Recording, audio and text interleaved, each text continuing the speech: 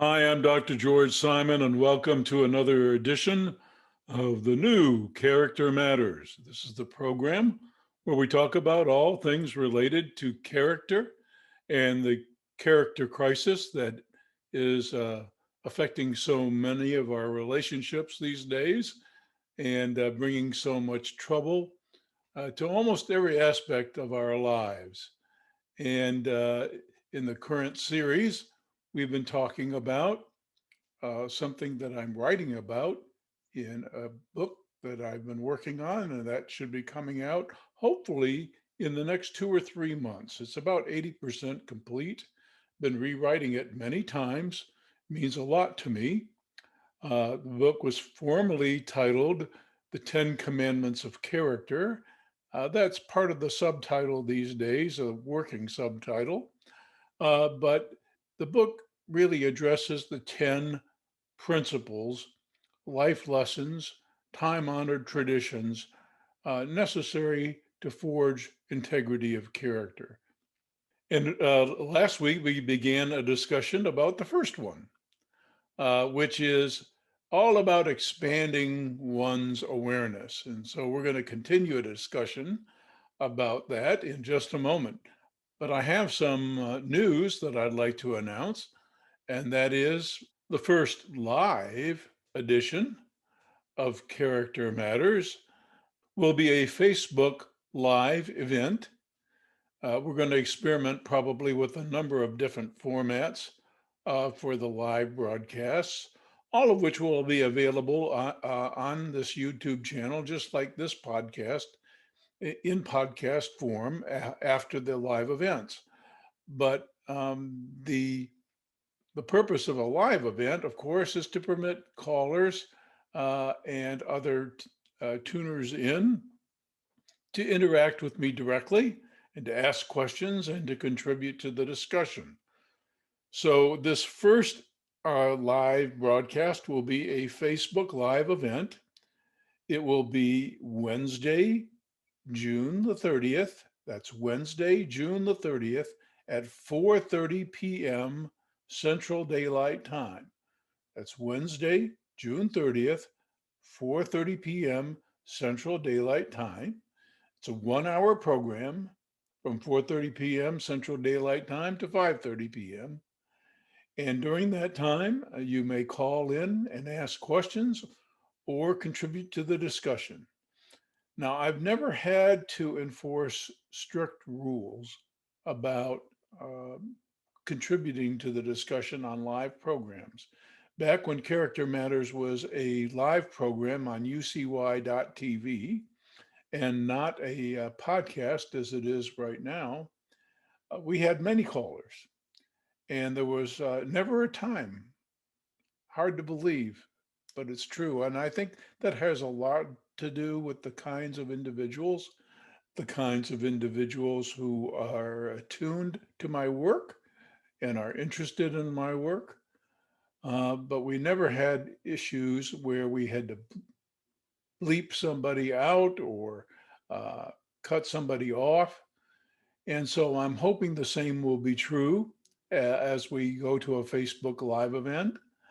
And as I mentioned, we may have to alter the platform for how we do the live broadcasts, depending on what proves to be the most successful way to do that. And in any case, no matter what platform we eventually choose, uh, we will put the recorded version in podcast form up on the YouTube channel and on the other venues that we promote the podcasts. One thing I'm considering, in addition to uh, the Facebook Live kind of platform for Character Matters when it goes live, is perhaps a Zoom event where others can participate both with audio and video. In that case, however, folks would have to agree to have their recorded participation posted online as all the podcasts are. So we'll have to do some thinking about that, and we'll keep you posted as to how that progresses. So today on Character Matters, I'd like to talk a little bit more about this first commandment of sound character that I first introduced actually in my book, Character Disturbance. Now, before I get into it, I want to say a little bit about my book, Character Disturbance. Character Disturbance is a much more substantial work than my first book, In Sheep's Clothing. And something quite interesting has been going on, I think, at the Amazon website, where folks are having difficulty getting to the paperback version of the book. Um, the audiobook appears to have become very popular. So, one of the things that happens when you search for character disturbance on the Amazon website is you're led to almost every kind of format available for the book except the paperback version. And a lot of folks have told me that they really like to have a paperback or some kind of actual paper book in their hands for reference and whatnot. So uh, suffice it to say, you can find it. We're working to help resolve the difficulty navigating to the appropriate page. But if you really want to find the book easily, you can go to almost any of my posts where I have a link to the book embedded somewhere in the post. Or if you go to my blog at drgeorgesimon.com, that's drgeorgesimon.com, you'll find a page for all my books, including Character Disturbance, and a separate page for Character Disturbance. And you'll find links directly to the Amazon page that has the paperback book. Now, one of the reasons I'm so not only fond of Character Disturbance, but proud of it, and have gotten such good feedback about it, is it's the only book that gives a comprehensive explanation for all of the various types of character disturbances out there. There's a lot of information these days about character disturbance. So many researchers and authors and mental health professionals have finally woken up to the seriousness of the problem, and they've finally uh, gone on the bandwagon, so to speak, about this problem and what we need to do about it. Unfortunately, there's a lot of misinformation still out there, a lot of mislabeling, a lot of inadequate conceptualization.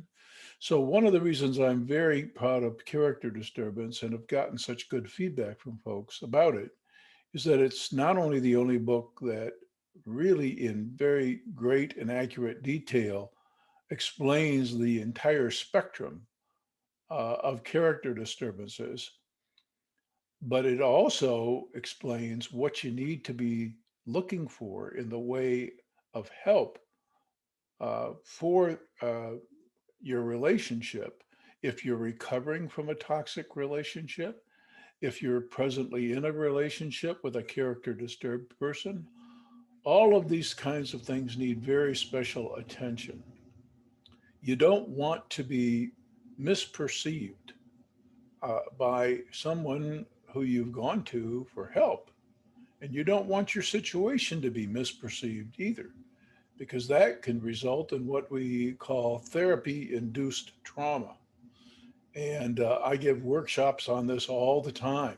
I get letters constantly, email, and physical letters, and other kinds of contacts from folks who have experienced this phenomenon, where they went for help and ended up feeling worse for the effort because really the person they sought the help from just didn't seem to get it. Maybe they were even bamboozled by the charm and the impression management skill uh, of their manipulative and character impaired partner. All kinds of things can happen. So, character disturbance, the phenomenon of our age, is most accurately represented in my book, Character Disturbance. It's truly the work of a lifetime. And in it, I first introduced these 10 commandments of character. And we're going to continue our discussion about the first one, which is all about overcoming our natural egocentricity and expanding our awareness and appreciating how uh, connected everything, in fact, in the entire universe is, and appreciating the way in which we are all connected, and having that uh, expanded awareness change one's attitudes about life and how to get along in life, about relationships, and what relationships really need to be about if they're going to be growth oriented and fulfilling. So let's revisit this first commandment, this first most essential life axiom, important lesson that we have to learn during our character formation in order to be persons of integrity. This fundamental principle that we don't just have to learn, but we have to witness being modeled and reinforced, and we have to take it to heart. We have to embrace uh, the teachings and the lessons of this axiom, make them a part of ourselves in order to become healthy in character. The first commandment goes something like this: You are not the center of the universe. Whether you appreciate it or not, whether you know it or not, you're but a small part of a very, very big something, something much larger, something much more magnificent, more incredible than you can possibly wrap your head around. Something awesome and awe-inspiring. Should be awe-inspiring anyway. We and everything that is, we're all connected.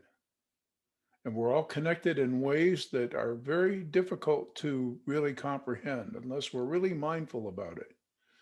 So the first commandment is to expand your awareness, to outgrow your natural egocentricity and become more mindfully aware of the impact that every single choice you make and every single action you take affects everything else. And knowing just how every action you take affects everything else. And being mindful of that impact is what largely defines good character. For some people, expanding their awareness is the task of a lifetime. You know, we are an inherently egocentric species. We start off in life not only thinking that we're the center of the universe, but also imagining that everything that we experience in our outer world is but an extension of ourselves. That's how the infant sees it. Now, hopefully, we grow to appreciate that everything is not just connected to us in that kind of symbiotic way. But some folks are very slow to outgrow their inherent egocentricity for various reasons. There are a lot of things that can hang up the process. For example, if somebody is too deprived of appropriate attention, human connection, they can so crave it that they can be excessively self-focused on their basic wants and needs because those basic wants and needs were never properly attended to when they were younger. It can go the other way too. Folks can be so doted upon, so paid attention to, that they never outgrow the kind of it's all about me attitude. And there are so many aspects of our culture and the media that reinforce this me kind of perception, this all about me uh, worldview. But the fact is that we are connected in ways that are very difficult to discern unless we really work on our mindfulness and expand our awareness. So, this first commandment that I've been talking about is all about expanding one's awareness in a truly mindful way, seeing the very intricate way in which everything works together and how it works, and how every decision we make and every action we take has impact. And having the level of moral development that we'll talk about later, that will help guide us in making decisions that will have a positive impact, is what character development is all about. And it's a difficult process. What's different in our day and time is that character doesn't enjoy the stature that it once did. It doesn't enjoy the preeminence of importance that it once did. It's always been important, and the recognition of its importance was much stronger in former times. People cared a lot about character, and they knew that it mattered to almost every aspect of life.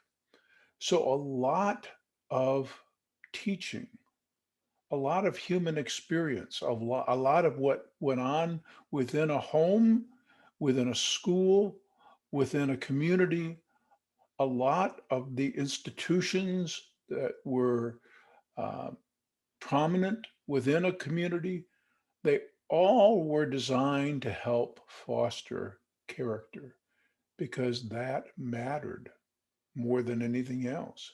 It mattered more than your brains, it mattered more than your talents, it mattered more than your looks. And until it matters that much again, we're going to continue to have the problems that we have, especially with regard to egocentricity. It's pretty much an epidemic, and it's a prime feature of narcissism. And narcissism, in all of its many shades and forms and degrees of severity and manifestations, is pretty much rampant these days. And folks with those characteristics tend to engage a lot of what I call in my books and in many of my blog articles, especially in my book, Character Disturbance. They engage in what I call egocentric thinking, where they're just basically thinking too much about themselves. They're preoccupied with their own wants and desires. I almost said wants and needs, but there's a real big critical difference between a desire and a true need. People want lots of things. That's not necessarily what they need. For example, an alcoholic may want a drink really badly, but another drink, although it may seem like what they need, is probably the very last thing they need. So I'm careful about the terms, as anybody who's familiar with my work knows. And we are in an age where too many people are too preoccupied with their individual wants and urges and desires. And it's not so much that they're evil people who just don't give a darn about anybody else. Many times, folks are so preoccupied with themselves and with their own wants and desires that they just don't give much thought to other people within a relationship, other people within their work community, within their general community, because they're too self-occupied, too preoccupied with themselves and their own wants and needs. And another kind of what I call thinking error or cognitive distortion that goes along with egocentric thinking sometimes is egomaniacal thinking. And that gets into another commandment that we're going to talk about in one of the future programs. But self-centered thinking kind of goes along with thinking in a fanciful way about one's personal power and what one can do. Now, before I go too much further, it's important to mention and it's important to understand that all the commandments that I'm going to be talking about in this series go together, they fit together. One builds upon the other. And you can't really master any one without mastering the others, and not necessarily in order. They're just 10 important principles to embrace to be a person of integrity. And when it comes to understanding the impact that we have, really mastering this first commandment to be aware of impact, there are some individuals who are remarkably aware. They understand just exactly how their uh, behavior, their decisions, their manner of relating to other people, they understand very well the impact that they have. In my workshops, I say they're aware enough. The problem comes in that they don't care enough about the nature of that impact. So while some people have some trouble even mastering this whole idea that we are connected inherently, there's no getting around it, and that we have impact whether we appreciate it or not. Just having that mindfulness, just having that awareness is not enough. Because if we don't care enough about the nature of our impact, if we don't care enough about just how we affect folks, if we don't care enough about how other people are likely to be affected by our behavior, by the choices that we make, there's still going to be trouble. So, this first commandment really has to be seen in the light of all the others that we'll be talking about. And that's exactly why I invite you to go to the blog at drgeorgesimon.com. That's drgeorgesimon.com and take a look at these things. But also, a companion guide to this whole series would be my book, Character Disturbance, that briefly outlines the commandments I'm going to be talking about, and that explains the impact of all these life axioms on an individual's character formation. So it would be a handy companion to the rest of the series, even though we're going to be going into a lot more depth in this series than I did in the book Character Disturbance. And that's why perhaps I'm laboring so hard on the upcoming book, Essentials for the Journey, Embracing and Living Out the 10 Commandments of Character. I really believe in this strongly. It's been my life work. So many of the problems that we have are both directly and indirectly related to this character crisis we've had upon us for so long. And it's a worldwide phenomenon. There are a lot of things that modern culture has done to really change the game, to really change the nature of the kinds of psychological problems that people have in our day and time. Yes, people still do seek mental health services, partly because of their unconscious fears and insecurities and their inner anxieties tied up with unresolved emotional conflicts that they're not really consciously aware of.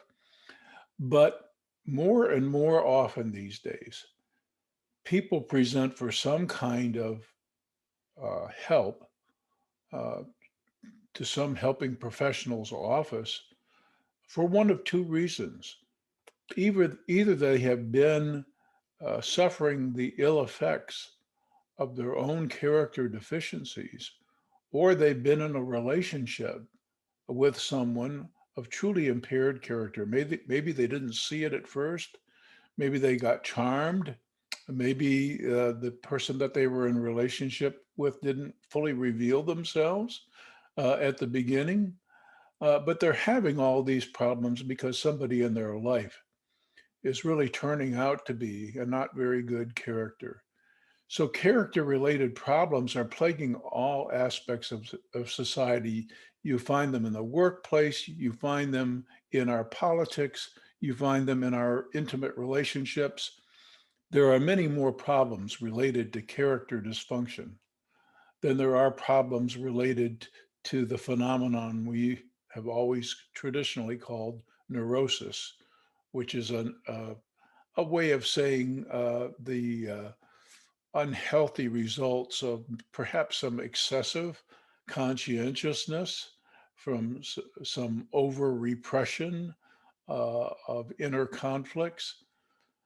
These things happen these days still, but not to the degree or extent that they used to happen, both with regard to frequency or intensity of symptoms.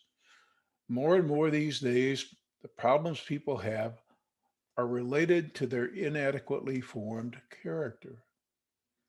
And this first commandment that I've been talking about is pivotal.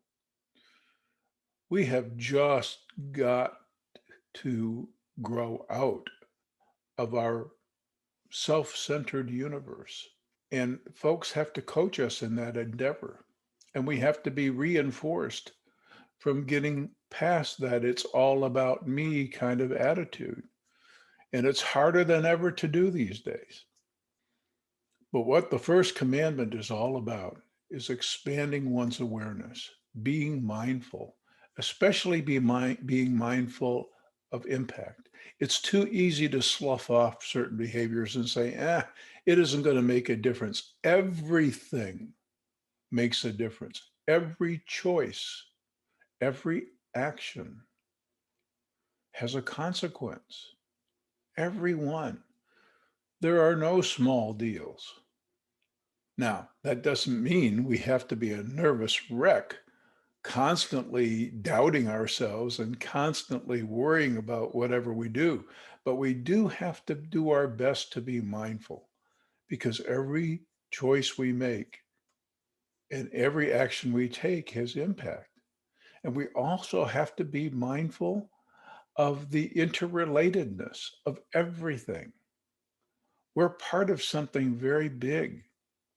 We literally, as the word Adam uh, pronounces, come from the earth, just as so many other things come from the earth. Every chemical that makes up our body is composed of elements from the earth. And yet, we're doing things to the earth that may have incredibly negative, lasting consequences. And I remember when I was learning early in my high school years, when atmospheric nuclear testing was going on very heavily. I remember learning about the half-life of radioactive elements and how certain minute concentrations of certain chemicals were going to be not only in the atmosphere, but eventually in the groundwater and in the soil and in animal fats from the meats that we eat for many, many years to come. In minute quantities, yes, but in quantities nonetheless that were going to necessarily have an impact on genetics and breakages in chromosomes and unusual variants. And sometimes I wonder, sometimes I wonder if some of the explosions we've seen in certain conditions, not the least of which are the autistic spectrum disorders, uh, aren't in part related to that. There are many things that are possible there. My point is not to make a scientific pronouncement about all of this, but my point is that everything we do has a consequence and has impact. And some of those things are totally unforeseen. Some of those things can be foreseen, but we tend to minimize. There's no room for minimization.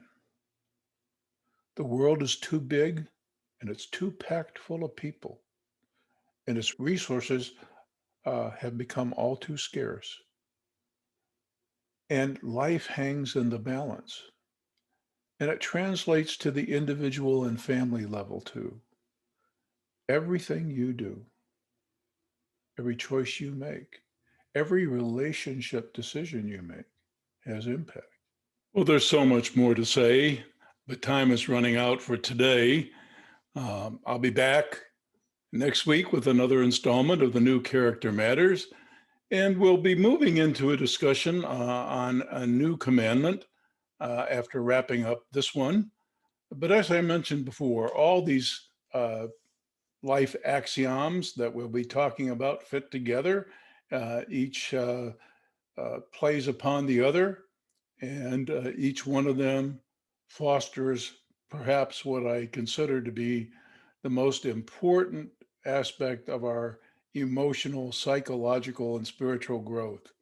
Uh, that is what we have traditionally called character, and it matters.